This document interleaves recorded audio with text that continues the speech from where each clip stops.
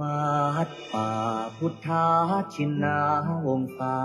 รามรุ่งเรืองรองส่องแสงพระธรรมสุดเลิศล้ำผู้ถิ่นธานีผู้คนไกลๆรวมเติมบารมีด้วยศรัทธานำพาชีวีให้ลูกนี้สุขีเรื่อยมา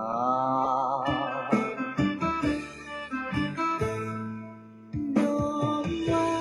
องค์พระครูอภิรักษ์ชินวงศ์ท่านผู้คอยหนุนนำดำรงจิตจะลงพระศาสนาบุญบารมีชาติส่องสี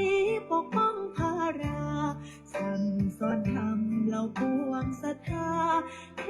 ศนาพ้นวัฏฏะสงสาร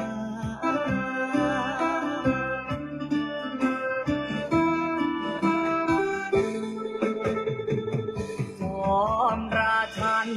องค์มหาวชิราลงกรณ์ผู้ทรงเป็นนิ่งมาหิสอนคุณบอนคุ้มครอบเหตุพันในวโรกาสราชาพิเศษกทะเลิงทวันจึงสร้างอารามงดงามตระการถวายองค์ท่านเป็นราชกุศล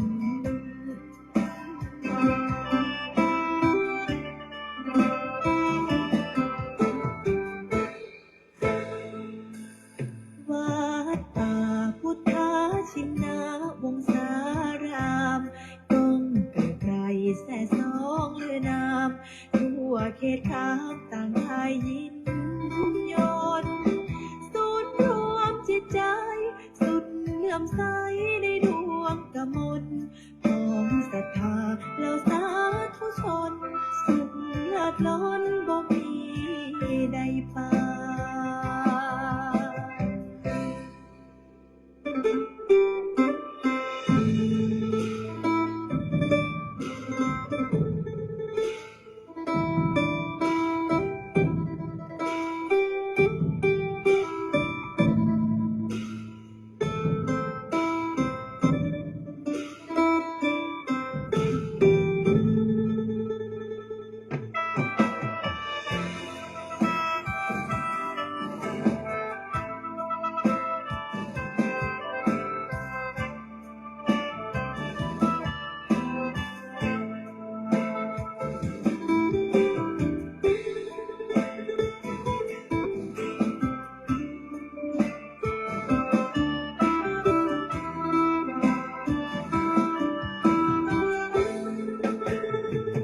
จอมราชันองค์มหาวชิราลงกรณ์ผู้ทรงเป็นนิ่งมาหิสอนคุณบอนคุ้มครอบเหตุพันใน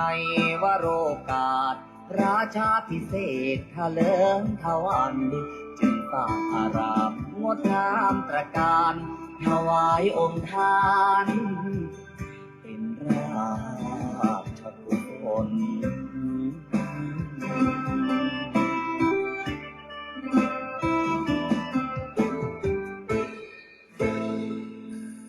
ถึงการอันมงคลของชนสังวรขอวันพาประนุษน้อมก่อนกราบวิงวอนอ้อนอธิษฐานพระบารมีรุ่งเรืองสีนั้นจงบันดาลสิ่งศักดิ์สิทธิ์ทั่วถิ่นสถานโปรดช่วยประทานโลกนั้นร่มเย็น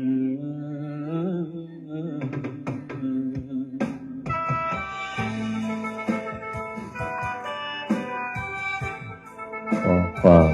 นอบน้อมในพระรัตนตรัยอันมีคุณพระพุทธคุณพระธรรมคุณพระสงฆ์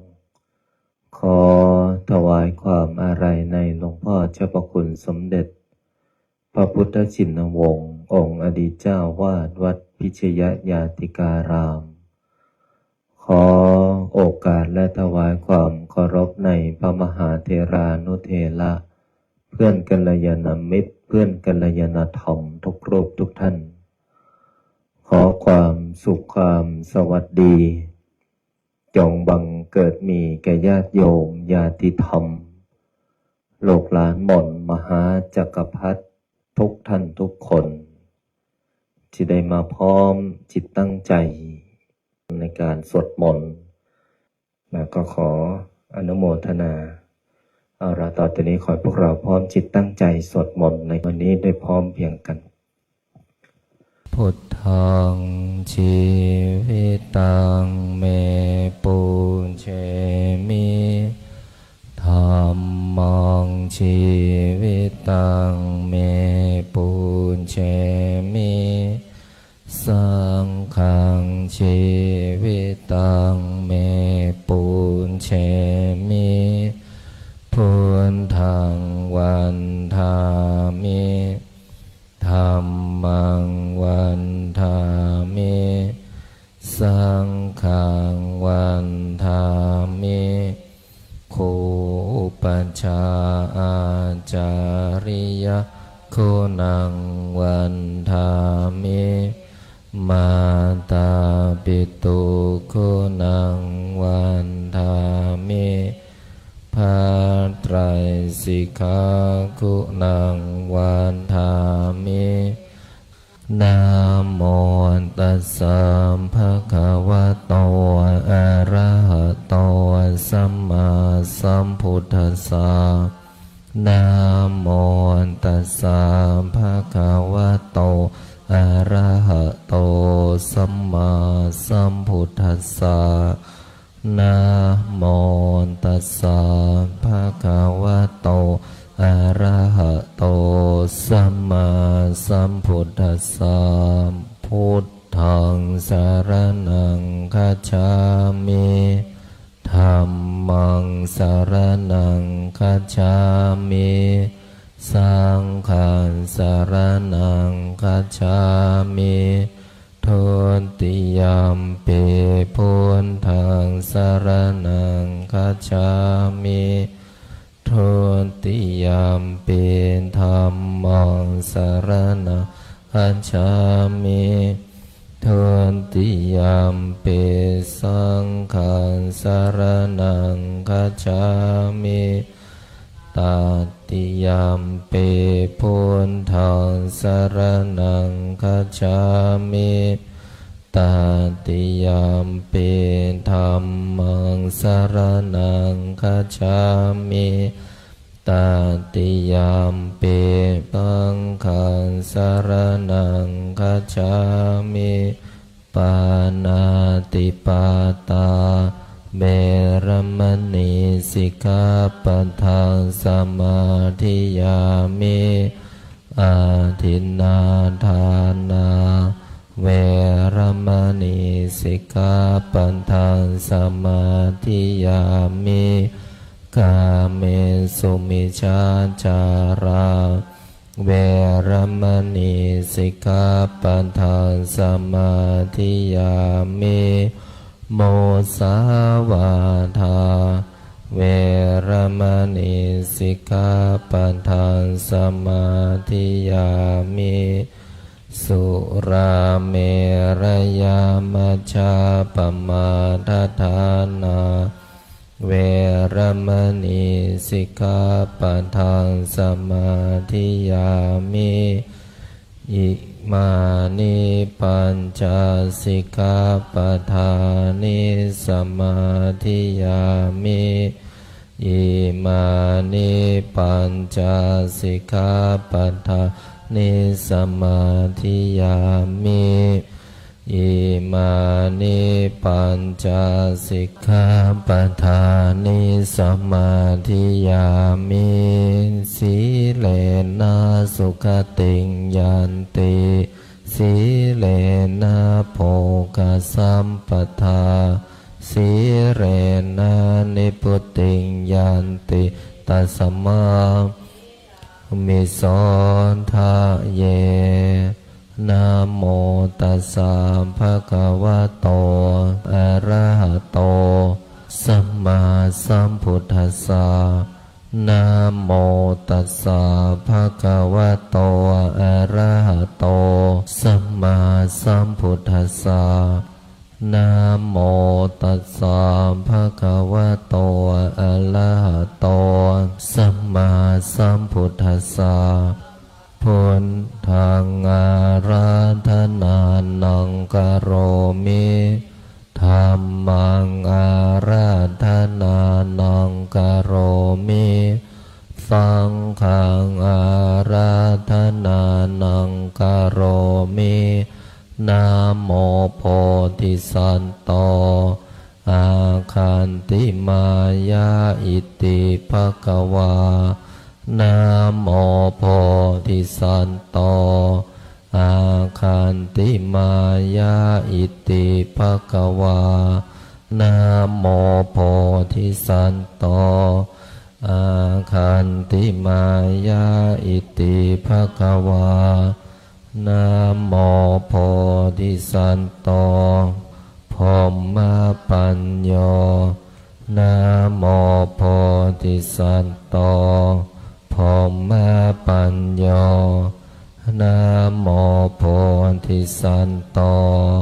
พรหมปัญโยโยโทโสโมหะจิตเตนาภูตสมิงปาปะกะโตมายากามะทะเมกะตังโทสังสัพพะปะปังวินาสันโตโยโทโสโมหะจิตเตนาธัมมะสมิงปาปะกะโตมายากามะทะเมกะตังโทสังสัพพะปะปังวินาสันโตโยโทโสโมหะจิตเตกัสสมิงปาปะกะโตมายากามะทะเมกะตังโทสังสัพพะปะปังวินาสันโตนะโมตัสสะภะคะวะโตอะระหะโตสัมมาสัมพุทธัสสะนะโมตัสสะภะคะวะโตอะระหะโตสัมมาสัมพุทธัสสะนะโมตัสสะภะคะวะโตอะระหะโตสัมมาสัมพุทธัสสะนะโมพุทธายะพระพุทธไตรรัตนญาณมณีโนภาลันสิสหัสสะสุธรรมาพุทโธธรรมโมสังโฆยะถาพุทโมนาพุทธบูชาธรรมบูชาสังฆบูชาอาคิทานังวารังคันทัง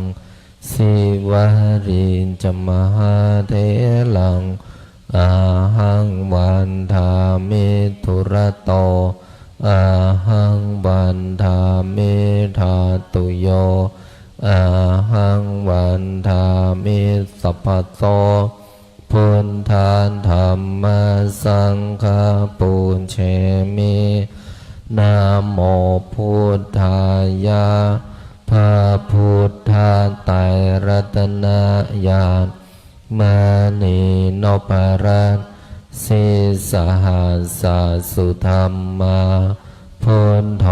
ธรรมโมสังโฆยะถาพุทโมนาพุทธบูชาธรรม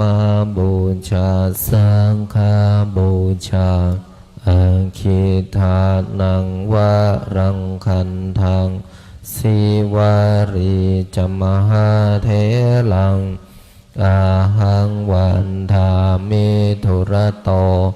อาหังวันทามิธาตุโยอาหังวันทามิสัพพะโส พุทธาธัมมาสังฆาปุญเชมินะโม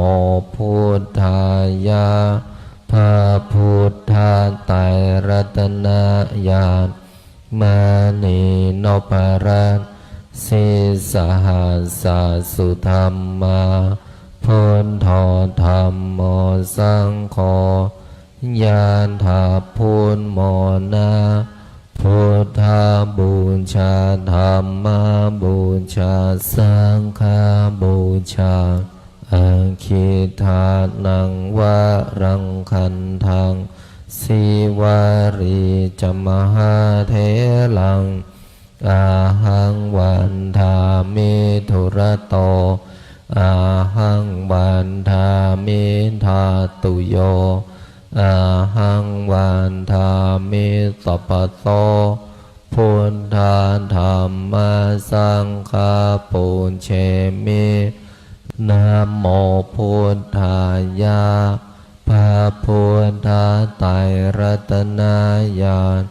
มานีนพรัตน์สิสหัสสสุธรรมาพุทโธธัมโมสังโฆญาณาพุทโมนาพุทธาบูชาธัมมาบูชาสังฆาบูชาอาคิทานังวะรังคันทังสิวาริจมหาเทลังอาหังวันทามิธุระโตอาหังวันทามิทาตุโยอาหังวันทามิสัพพโสพุทธาธัมมาสังฆาปุญเชมินะโมพุทธายะพระพุทธไตรรัตนญาณ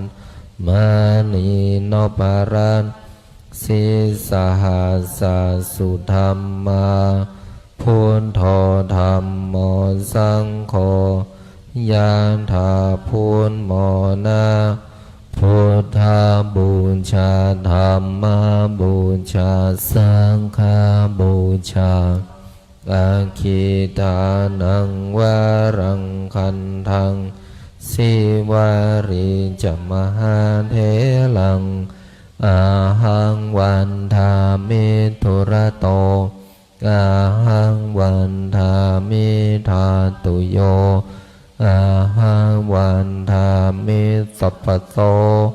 พุทธาธัมมาสังฆาปุญเชมินะโมพุทธายะพระพุทธไตรรัตนญาณมานีนพรัตน์สิสหัสสสุธรรมาพุทโธธัมโมสังโฆญาณาพุทโมนาพุทธาบูชาธัมมาบูชาสังฆาบูชาอาคิทานังวะรังคันทังสิวาริจมหาเทลังอาหังวันทามิธุระโตอาหังวันทามิทาตุโยอาหังวันทามิสัพพโสพุทธาธัมมาสังฆาปุญเชมินะโมพุทธายะพระพุทธไตรรัตนญาณมานีนพรัตน์สิสหัสสสุธรรมาพุทโธธัมโมสังโฆญาณาพุทโมนาพุทธาบูชาธัมมาบูชาสังฆาบูชาอาคิทานังวะรังคันทังสิวาริจมหาเทลังอาหังวันทามิธุระโตอาหังวันทามิทาตุโยอาหังวันทามิสัพพโส พุทธาธัมมาสังฆาปุญเชมินะโมพุทธายะพระพุทธไตรรัตนญาณมานีโนภลังสิสหัสสุธรรมาพุทโธธัมโมสังโฆยะถาพุทโมนาพุทธาบูชาธัมมาบูชาสังฆาบูชาอาคิทานังวารังคันทังสิวาริจมหาเถลังอาหังวันทามิตุระโตอาหังวันทามิธาตุโยอาหังวันทามิสัพพโสพุทธาธัมมาสังฆาปุญเชมินะโมพุทธายะพระพุทธไตรรัตนญาณมานีโนภลังสิสหัสสุธรรมาพุทโธธัมโมสังโฆยะถาพุทโมนาพุทธาบูชาธัมมาบูชาสังฆาบูชาอาคิทานังวารังคันทังสิวาริจมหาเถลังอาหังวันทามิตุระโตอาหังวันทามิธาตุโยอาหังวันทามิสัพพโสพุทธาธัมมาสังฆาปุญเชมินะโมพุทธายะพระพุทธไตรรัตนญาณมานีโนภลังสิสหัสสุธรรมาพุทโธธัมโมสังโฆยะถาพุทโมนาพุทธาบูชาธัมมาบูชาสังฆาบูชาอาคิทานังวารังคันทังสิวาริจมหาเถลังอาหังวันทามิตุระโตอาหังวันทามิธาตุโยอาหังวันทามิสัพพโสพุทธาธัมมาสังฆาปุญเชมินะโมพุทธายะพระพุทธไตรรัตนญาณมานีโนภลังสิสหัสสุธรรมาพุทโธธัมโมสังโฆยะถาพุทโมนาพุทธาบูชาธัมมาบูชาสังฆาบูชาอาคิทานังวารังคันทังสิวาริจมหาเถลังอาหังวันทามิตุระโตอาหังวันทามิธาตุโยอาหังวันทามิสัพพโสพุทธาธัมมาสังฆาปุญเชมินะโมพุทธายะพระพุทธไตรรัตนญาณมานีโนภลังสิสหัสสุธรรมาพุทโธธัมโมสังโฆยะถาพุทโมนาพุทธาบูชาธัมมาบูชาสังฆาบูชาอาคิทานังวารังคันทังสิวาริจมหาเถลังอาหังวันทามิตุระโตอาหังวันทามิธาตุโยอาหังวันทามิสัพพโส พุทธาธัมมาสังฆาปุญเชมินะโมพุทธายะพระพุทธไตรรัตนญาณมานีโนภลังสิสหัสสุธรรมาพุทโธธัมโมสังโฆยะถาพุทโมนะพุทธาบูชาธัมมาบูชาสังฆาบูชาอาคิทานังวารังคันทังสิวาริจมหาเถลังอาหังวันทามิตุระโตอาหังวันทามิธาตุโยอาหังวันทามิสัพพโสพุทธาธัมมาสังฆาปุญเชมินะโมพุทธายะพระพุทธไตรรัตนญาณ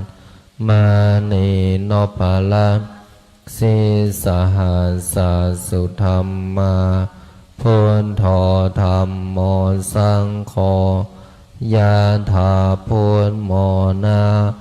พุทธาบูชาธัมมาบูชาสังฆาบูชาอาคิทานังวารังคันทังสิวาริจมหาเถลังอาหังวันทามิตุระโตอาหังวันทามิธาตุโยอาหังวันทามิสัพพโสพุทธาธัมมาสังฆาปุญเชมินะโมพุทธายะพระพุทธไตรรัตนญาณมานีโนภลังสิสหัสสุธรรมาพุทโธธัมโมสังโฆยะถาพุทโมนะพุทธาบูชาธัมมาบูชาสังฆาบูชา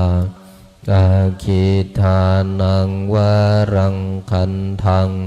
สิวาริจมหาเถลังอาหังวันทามิตุระโตอาหังวันทามิธาตุโยอาหังวันทามิสัพพโสพุทธาธัมมาสังฆาปุญเชมินะโมพุทธายะพระพุทธไตรรัตนญาณมานีโนภลังสิสหัสสุธรรมาพุทโธธัมโมสังโฆยะถาพุทโมนะพุทธาบูชาธัมมาบูชาสังฆาบูชาอาคิทานังวารังคันทังสิวาริจมหาเถลังอาหังวันทามิตุระโตอาหังวันทามิธาตุโยอาหังวันทามิสัพพโสพุทธาธัมมาสังฆาปุญเชมินะโมพุทธายะพระพุทธ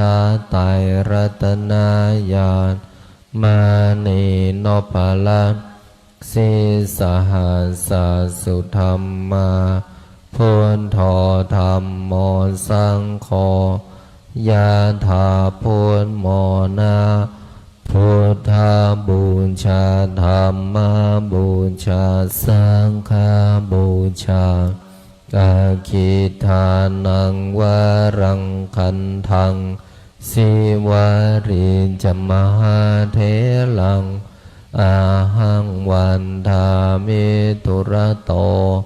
อาหังวันทามิธาตุโยอาหังวันทามิสัพพโสพุ พุทธาธัมมาสังฆาปุญเชมินะโมพุทธายะพระพุทธไตรรัตนญาณมานีโนปะละสิสหัสสะสุธรรมาพุทโธธัมโมสังโฆยะถาพุทโมนะพุทธาบูชาธัมมาบูชาสังฆาบูชาอาคิทานังวารังคันทังสิวาริจมหาเถลัง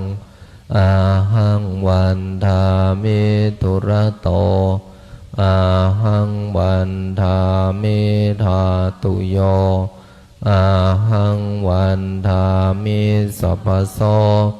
พุทธาธัมมาสังฆาปุญเชมินะโมพุทธายะพระพุทธไตรรัตนญาณมานีโนปะละสิสหัสสะสุธรรมาพุทโธธัมโมสังโฆยะถาพุทโมนะพุทธาบูชาธัมมาบูชาสังฆาบูชาอาคิทานังวารังคันทังสิวาริจมหาเถลังอาหังวันทามิทุระโตอาหังวันทามิธาตุโยอาหังวันทามิสัพพโสพุทธาธัมมาสังฆาปุญเชมินะโมพุทธายะพระพุทธไตรรัตนญาณมานีโนปะละสิสหัสสะสุธรรมาพุทโธธัมโมสังโฆยะถาพุทโมนะพุทธาบูชาธัมมาบูชาสังฆาบูชาอาคิทานังวารังคันทังสิวาริจมหาเถลังอาหังวันทามิทุระโตอาหังวันทามิธาตุโยอาหังวันทามิสัพพโสพุทธาธัมมาสังฆาปุญเชมินะโมพุทธายะพระพุทธไตรรัตนญาณมานีโนปะละสิสหัสสะสุธรรมาพุทโธธัมโมสังโฆยะถาพุทโมนะพุทธาบูชาธัมมาบูชาสังฆาบูชาอาคิทานังวารังคันทัง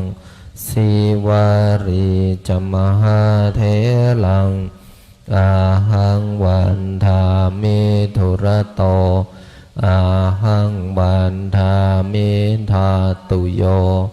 อาหังวันทามิสัพพโสพุทธาธัมมาสังฆาปุญเชมินะโมพุทธายะพระพุทธไตรรัตนญาณมานีโนปะละสิสหัสสะสุธรรมาพุทโธธัมโมสังโฆยะถาพุทโมนะพุทธาบูชาธัมมาบูชาสังฆาบูชาอาคิทานังวารังคันทังสิวาริจมหาเถลังอาหังวันทามิทุระโตอาหังวันทามิธาตุโยอาหังวันทามิสัพพโสพุ พุทธาธัมมาสังฆาปุญเชมินะโมพุทธายะพระพุทธไตรรัตนญาณมานีโนปารันสิสหัสส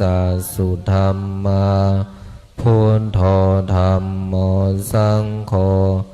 ยานถาพุทโมนาพุทธาบูชาธัมมาบูชาสังฆาบูชาอาคิทานังวารังคันทังสิวาริจมหาเถลังอาหังวันทามิทุระโตอาหังวันทามิทาตุโยอาหังวันทามิสัพพโตพุทธาธัมมาสังฆาปุเชมินะโมพุทธายะพระพุทธไตรรัตนญาณมานีโนปาลันสิสหัสสสุธรรมาพุทโธธัมโมสังโฆยะถาพุทโมนาพุทธาบูชาธัมมาบูชาสังฆาบูชาอาคิทานังวารังคันทังสิวาริจมหาเถลังอาหังวันทามิทุระโตอาหังวันทามิทาตุโยอาหังวันทามิสัพพโสพุทธาธัมมาสังฆาปุญเชมินะโมพุทธายะพระพุทธไตรรัตนญาณมานีโนปาลันสิสหัสสสุธรรมาพุทโธธัมโมสังโฆยะถาพุทโมนาพุทธาบูชาธัมมาบูชาสังฆาบูชาอาคิทานังวารังคันทังสิวาริจมหาเถลังอาหังวันทามิทุระโตอาหังวันทามิทาตุโยอาหังวันทามิสัพพโสพุทธาธัมมาสังฆาปุญเชมินะโมพุทธายะพระพุทธไตรรัตนญาณมานีโนปาลันสิสหัสสสุธรรมาพุทโธธัมโมสังโฆยะถาพุทโมนาพุทธาบูชาธัมมาบูชาสังฆาบูชาอาคิทานังวารังคันทังสิวาริจมหาเถลังอาหังวันทามิทุระโตอาหังวันทามิทาตุโยอาหังวันทามิสัพพโสพุทธาธัมมาสังฆาปุญเชมินะโมพุทธายะพระพุทธไตรรัตนญาณมานีโนปาลันสิสหัสสสุธรรมาพุทโธธัมโมสังโฆยะถาพุทโมนาพุทธาบูชาธัมมาบูชาสังฆาบูชาอาคิทานังวารังคันทังสิวาริจมหาเถลังอาหังวันทามิทุระโตอาหังวันทามิทาตุโยอาหังวันทามิสัพพโส พุทธาธัมมาสังฆาปุญเชมินะโมพุทธายะพระพุทธไตรรัตนญาณมานีโนปะละสิสหัสสุธรรมาพุทโธธัมโมสังโฆยะถาพุทโมนะพุทธาบูชาธัมมาบูชาสังฆาบูชาอาคิทานังวารังคันทังสิวาริจมหาเถลังอาหังวันทามิตุระโตอาหังวันทามิธาตุโยอาหังวันทามิสัพพโสพุทธาธัมมาสังฆาปุญเชมินะโมพุทธายะพระพุทธไตรรัตนญาณมานีโนปะละสิสหัสสุธรรมาพุทโธธัมโมสังโฆยะถาพุทโมนะพุทธาบูชาธัมมาบูชาสังฆาบูชาอาคิทานังวารังคันทังสิวาริจมหาเถลังอาหังวันทามิตุระโตอาหังวันทามิธาตุโยอาหังวันทามิสัพพโสพุทธาธัมมาสังฆาปุญเชมินะโมพุทธายะพระพุทธไตรรัตนญาณมานีโนปะละสิสหัสสุธรรมาพุทโธธัมโมสังโฆยะถาพุทโมนะพุทธาบูชาธัมมาบูชาสังฆาบูชาอาคิทานังวารังคันทังสิวาริจมหาเถลังอาหังวันทามิตุระโตอาหังวันทามิธาตุโยอาหังวันทามิสัพพโสพุทธาธัมมาสังฆาปุญเชมินะโมพุทธายะพระพุทธไตรรัตนญาณมานีโนปะละสิสหัสสุธรรมาพุทโธธัมโมสังโฆยะถาพุทโมนะพุทธาบูชาธัมมาบูชาสังฆาบูชาอาคิทานังวารังคันทังสิวาริจมหาเถลังอาหังวันทามิตุระโตอาหังวันทามิธาตุโยอาหังวันทามิสัพพโสพุทธาธัมมาสังฆาปุญเชมินะโมพุทธายะพระพุทธไตรรัตนญาณมานีโนปะละสิสหัสสุธรรมาพุทโธธัมโมสังโฆยะถาพุทโมนะพุทธาบูชาธัมมาบูชาสังฆาบูชาอาคิทานังวารังคันทังสิวาริจมหาเถลังอาหังวันทามิตุระโตอาหังวันทามิธาตุโยอาหังวันทามิสัพพโส พุทธาธัมมาสังฆาปุญเช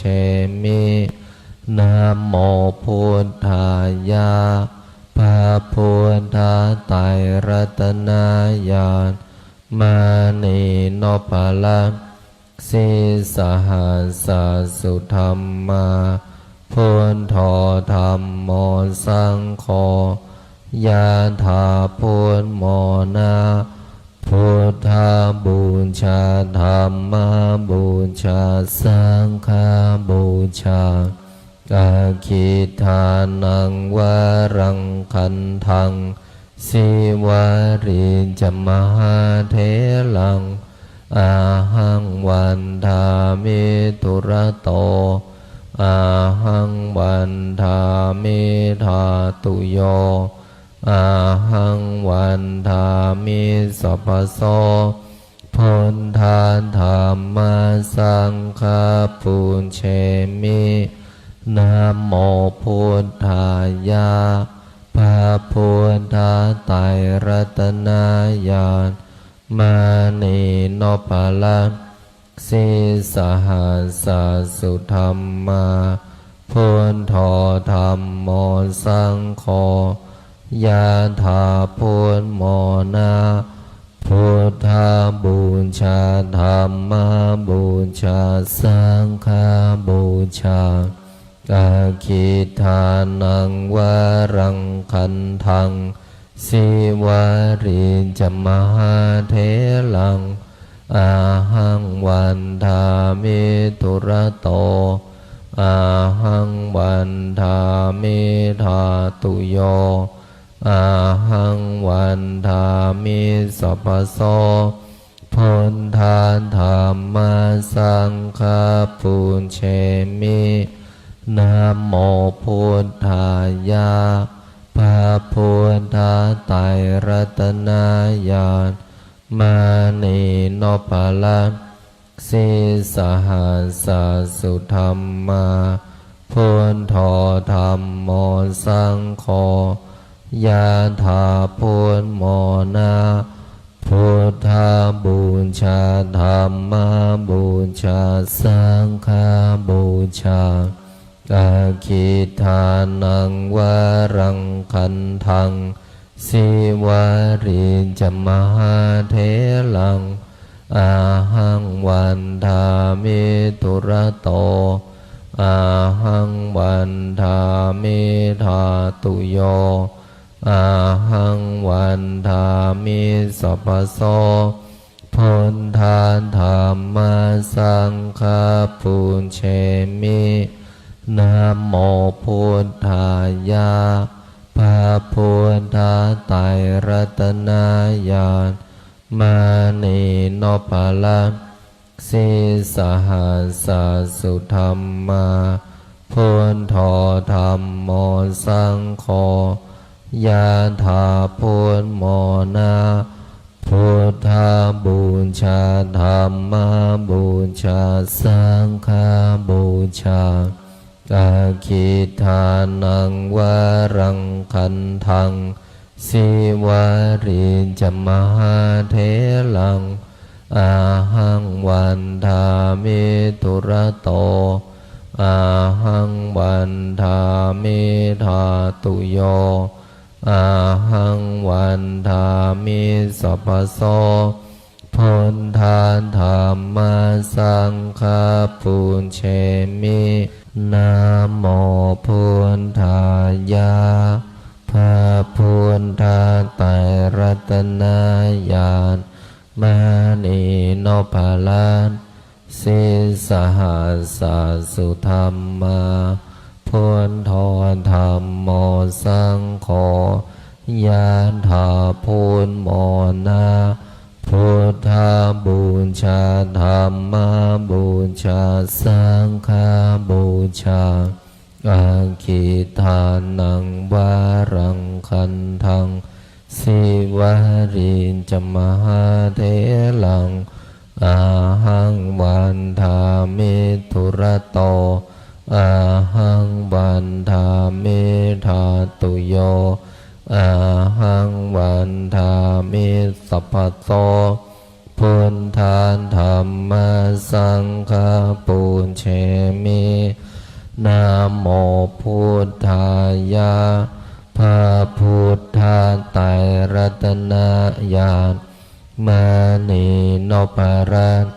สิสหัสสสุธรรมาพุทโธธัมโมสังโฆญาณถาพุทโมนาพุทธาบูชาธัมมาบูชาสังฆาบูชาอาคิทานังวะรังคันทังสิวารีจมหาเทลังอาหังวันทามิธุระโตอาหังวันทามิทาตุโยอาหังวันทามิสัพพโส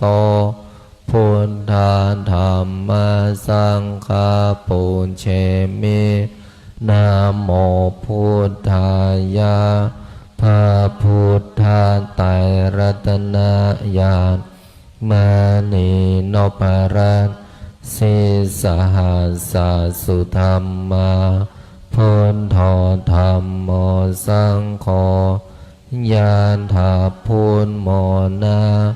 พุทธาบูชาธัมมาบูชาสังฆาบูชาอาคิทานังวะรังคันทังสิวารีจมหาเทลังอาหังวันทามิธุระโต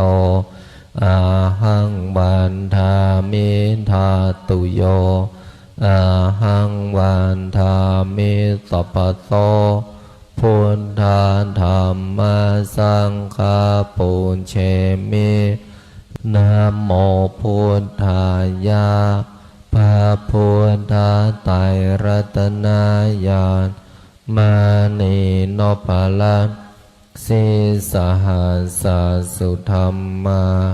พุทโธธัมโมสังโฆญาณถาพุทโมนาพุทธาบูชาธัมมาบูชาสังฆาบูชาอาคิทานังวะรังคันทังสิวารีจมหาเทลังอาหังวันทามิธุระโตอาหังวันทามิทาตุโยอาหังวันทามิสัพพโสพุทธาธัมมาสังฆาปุญเชมิ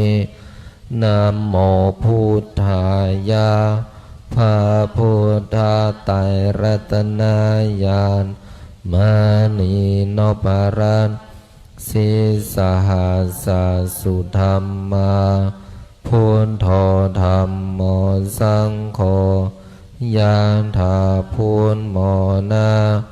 พุทธาบูชาธัมมาบูชาสังฆาบูชา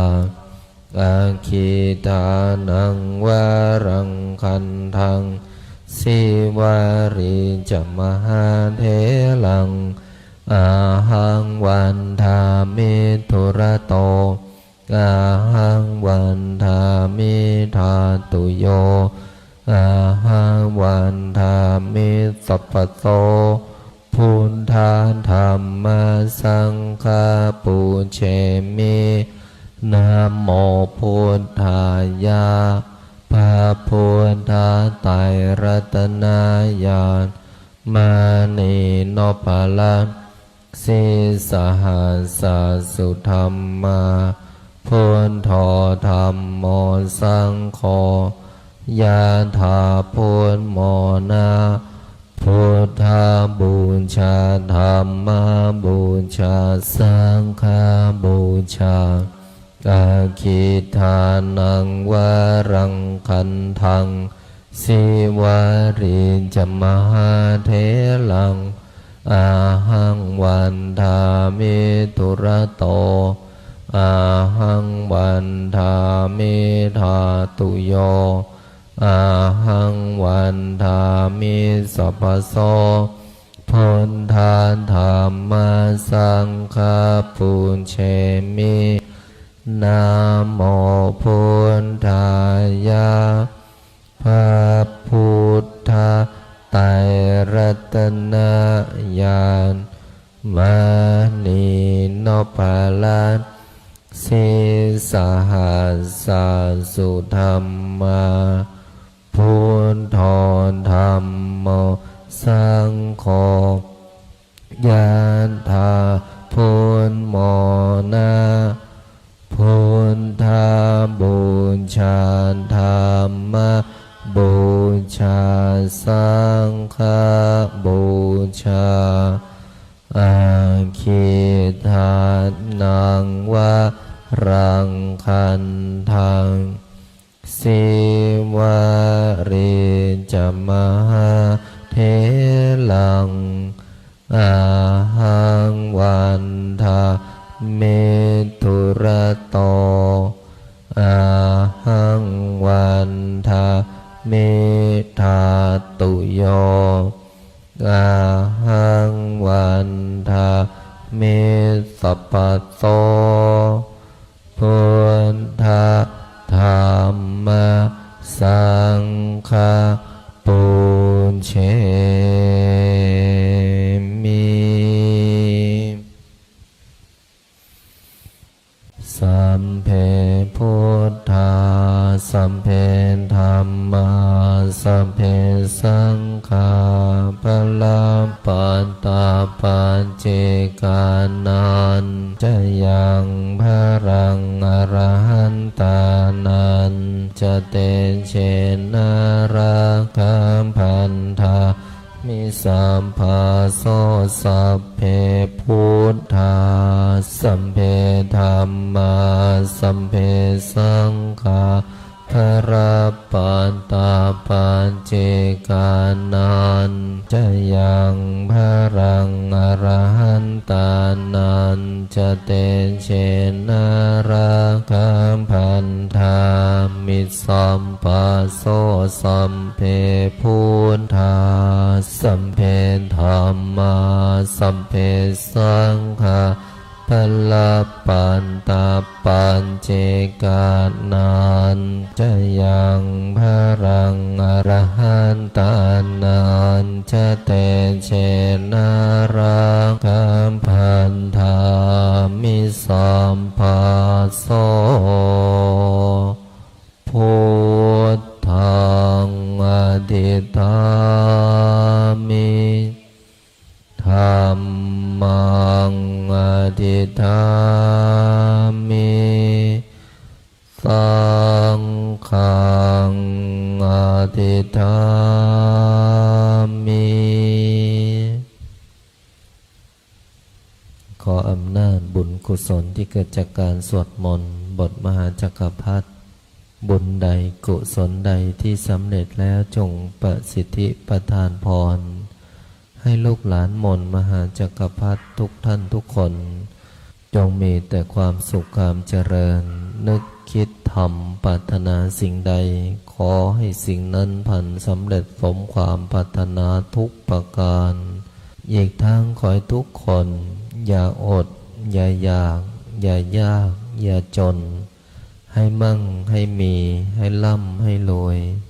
มีเงินมีทองเหลือกินเหลือเก็บเหลือใช้มีสุขภาพร่างกายที่แข็งแรงมีอายุขัยที่ยืนยาวถึง100 ปีทุกท่านทุกคนเทินขออนุโมทนากราบลาพระรัตนตรัยได้พร้อมเพียงกัน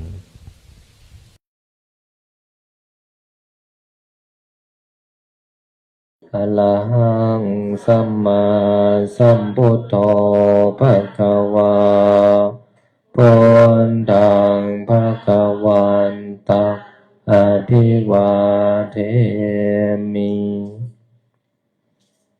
สวากขาโตภะคะวะตะธัมโมธัมมังนามัสสามิสุปฏิปันโนภะคะวะโต สาวกสั